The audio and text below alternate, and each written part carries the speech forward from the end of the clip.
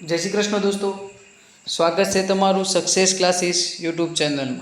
આજે આપણે જોઈશું ધોરણ 9 વિષય ગણિતના પ્રથમ પરીક્ષા માટેના મોસ્ટ આઈએમપી દાખલાઓ। તો ચાલો જોઈએ। ચેપ્ટર 1 સંખ્યા પદ્ધતિ।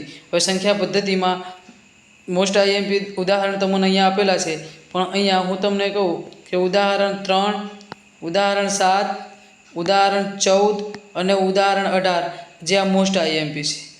તેથી સ્વાધ્યાય 1.1 માં ત્રીજો દાખલો, સ્વાધ્યાય 1.3 નો 8મો દાખલો અને સ્વાધ્યાય 1.4 માં 5મો, સ્વાધ્યાય 1.5 માં બીજા નંબરનો દાખલો બહુ મોસ્ટ આઈએમપી છે। બીજાનો ત્રીજો દાખલો ખૂબ જ અગત્યનો દાખલો છે। ચેપ્ટર 2 બહુપદીઓ। બહુપદીમાં ઉદાહરણ 18, આ બધું ઉદાહરણ 7, 11 અને 12 એ ખૂબ જ ઉપયોગી ઉદાહરણો છે।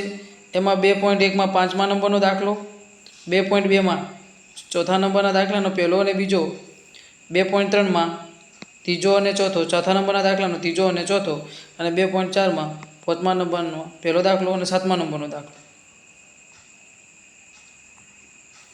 ઉદાહરણ ચેપ્ટર 3 યામ ભૂમિતિ। ઉદાહરણ 1 જે ખાલી જગ્યાઓ પૂછાઈ શકે છે।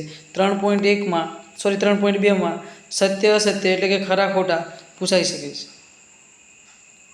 દ્વિચલ સુરેખ સમીકરણ, એમાં ઉદાહરણ 3 મોસ્ટ આઈએમપી અને અહીંયા 4.2 નો ચોથો દાખલો મોસ્ટ આઈએમપી। ચેપ્ટર 5 યુક્લિડની ભૂમિતિનો પરિચય। 5.1 જે એક વિભાગ A અથવા વિભાગ B ની અંદર પૂછાઈ શકે છે। પાના નંબર 57 ઉપર 5.2 ની થિયરી, એમાંથી પ્રશ્નો નીકળી શકે પૂર્વધારણાઓના, અથવા એવો પ્રશ્ન પણ પૂછાય કે થેલ્સનો શિષ્ય કોણ હતો।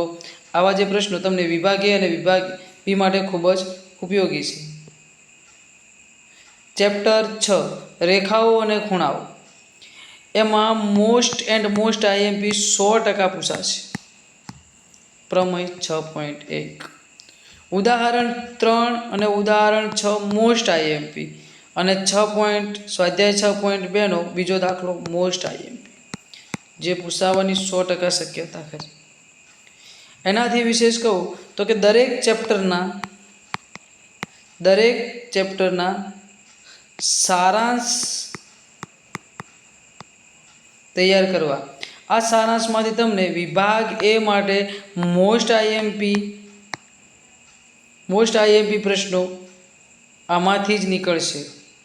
એટલે કે વિભાગ A અને B માટે દરેક ચેપ્ટરનો સારાંશ ખાસ સારી રીતે તૈયારી કરજો, જેથી તમને આ ગણિતની પરીક્ષાની અંદર 50 માર્ક્સના પેપરમાંથી લગ 99%, 45+ માર્ક્સ આવે એવી તૈયારી રાખવાની।